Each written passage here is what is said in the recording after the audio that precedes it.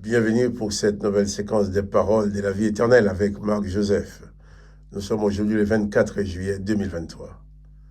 24 juillet 2023, un jour de grâce avec Jésus-Christ.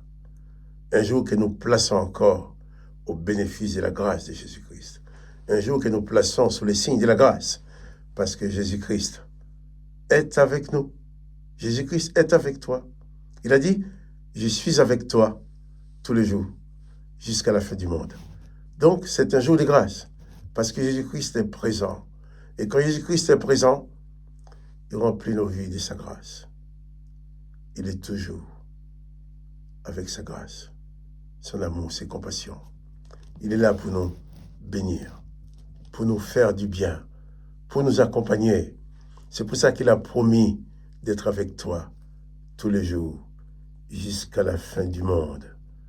Tous les jours, jusqu'à la fin du monde, il a promis d'être avec toi.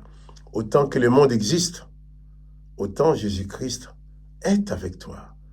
Quand le monde n'existera plus, il ne sera plus avec toi dans le monde, mais toi tu seras avec lui dans son royaume. Mais seulement, je vais prendre mon temps de te répéter que pour cette journée du 24 juillet 2023, Jésus-Christ est avec toi. Je t'invite à le réaliser dans ton âme, dans ton cœur, dans ton cerveau. Je t'invite à prendre conscience que Jésus-Christ est réellement avec toi. Il t'accompagne. Il est présent. Je ne connais pas les événements de ta journée. Je ne connais pas le déroulement de ta journée. Je ne connais rien à l'avance. Mais il y a quelque chose que je sais à l'avance. C'est que Jésus-Christ sera toujours avec toi, selon sa promesse. Si même le vent se déchaîne, si même les situations deviennent difficiles, souviens-toi, n'oublie pas que Jésus-Christ est avec toi. Et autant que le Seigneur Jésus me le permet, je viendrai te répéter cela chaque matin, afin que tu n'oublies pas, afin que tu ne tombes pas dans la déprime, dans le découragement, que tu ne tombes pas dans la panique. Avec Jésus-Christ, pas de panique. Jésus-Christ est présent. Il prend soin de toi. Il maîtrise les événements que tu n'arrives pas à maîtriser.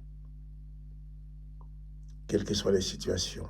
Alors, je répète, souviens-toi, n'oublie pas la présence de Jésus-Christ dans ta vie.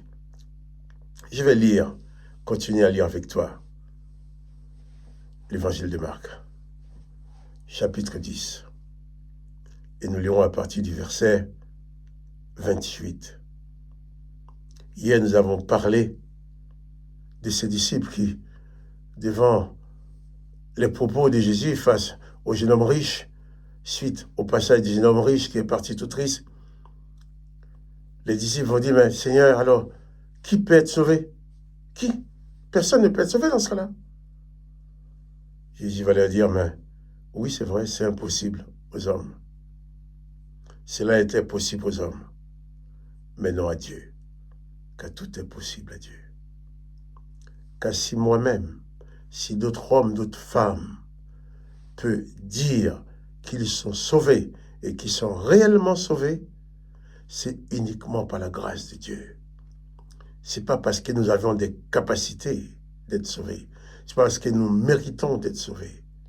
Mais c'est parce que le Père a voulu nous faire grâce. C'est pour ça qu'il a envoyé son Fils unique dans le monde, pour nous communiquer la révélation de son existence, nous communiquer les paroles de la vie éternelle.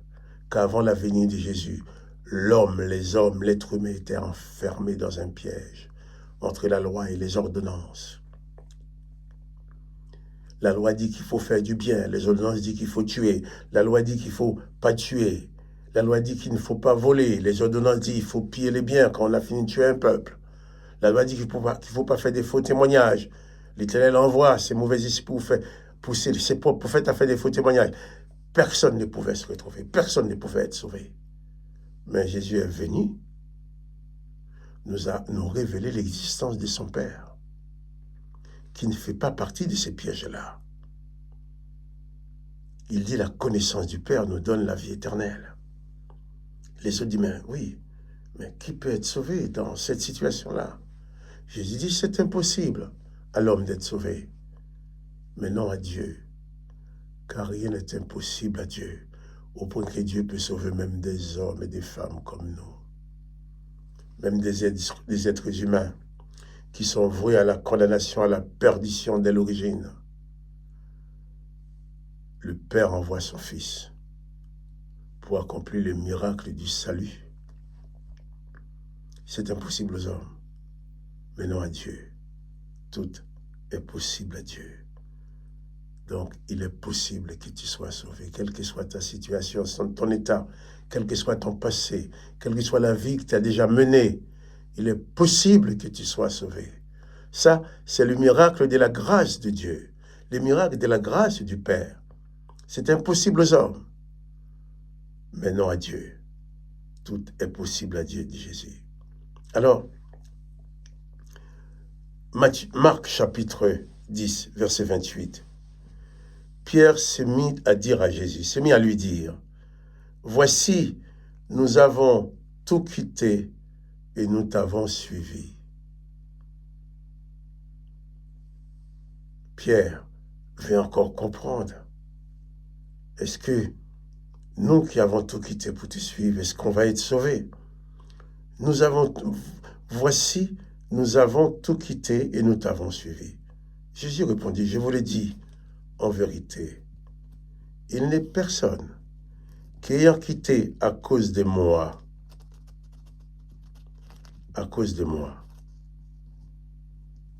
de là,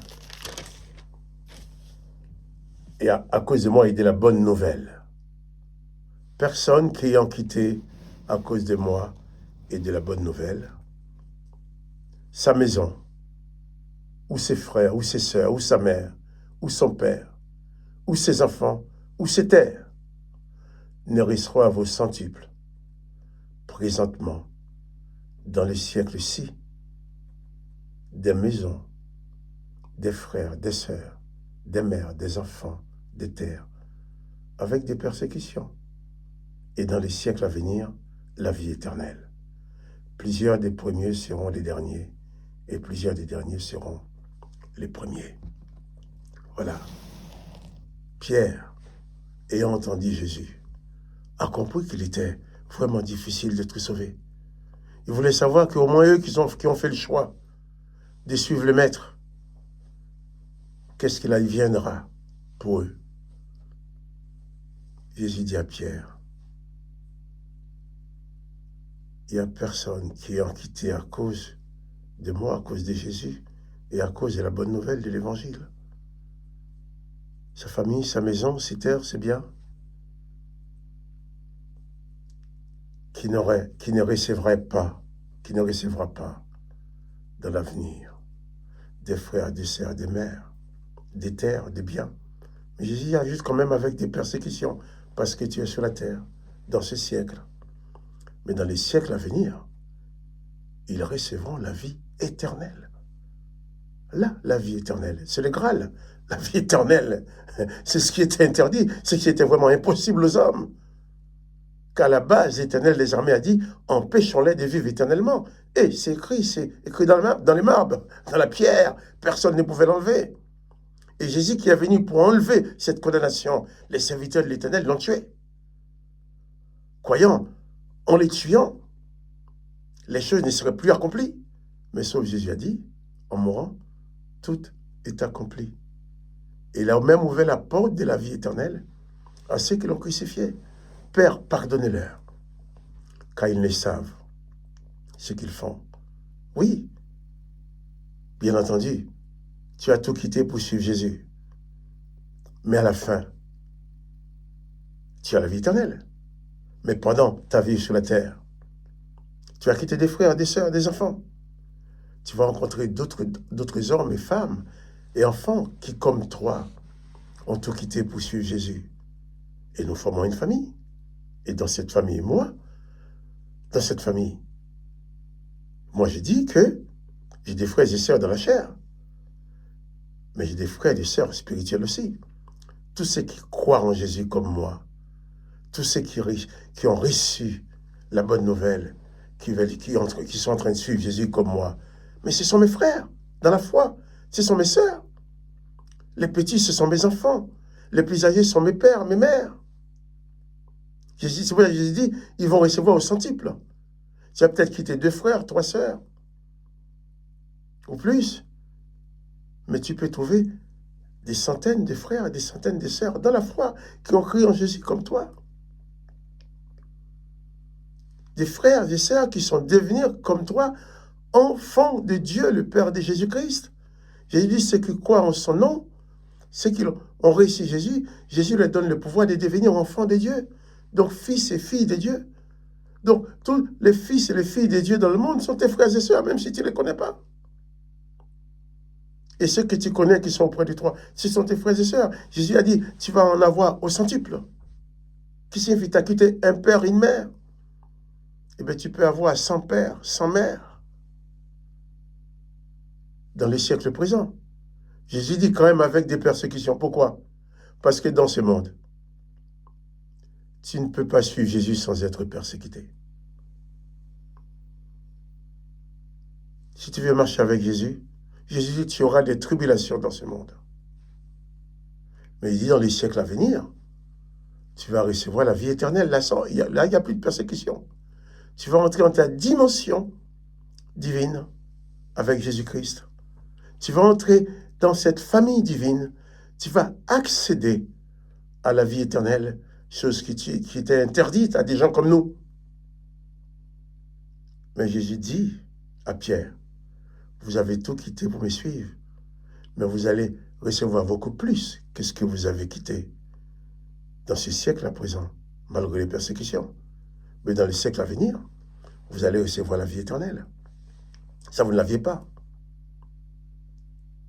Vous n'aviez aucune possibilité d'accéder à la vie éternelle.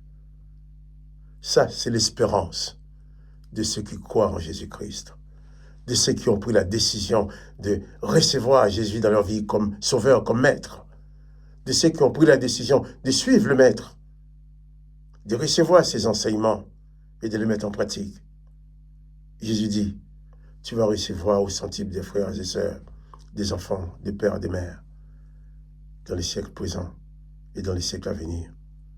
Tu vas accéder à la vie éternelle. Ça, c'est le Graal, j'ai dit. C'est l'espérance qui est au-dessus de tout. De savoir que j'ai droit aujourd'hui, je pars à la vie éternelle. Seulement parce que j'ai cru en Jésus-Christ. Pas parce que j'ai payé, parce que j'ai des mérites, non. Tous ceux qui croient en Jésus. Jésus dit, celui qui croit en moi a la vie éternelle. Que le nom de Jésus-Christ soit béni. Que toi aussi tu sois béni. Mais seulement, je te répète, souviens-toi, n'oublie pas que Jésus-Christ est avec toi tous les jours. Il t'accompagne et il ne t'abandonnera jamais. Donc, pas de panique. Confie-toi en Jésus-Christ. Que le nom de Jésus-Christ soit béni. Que toi aussi tu sois béni. Et quant à moi, Marc-Joseph, je te dis à demain pour une nouvelle séquence de paroles de la vie éternelle. Sois donc béni.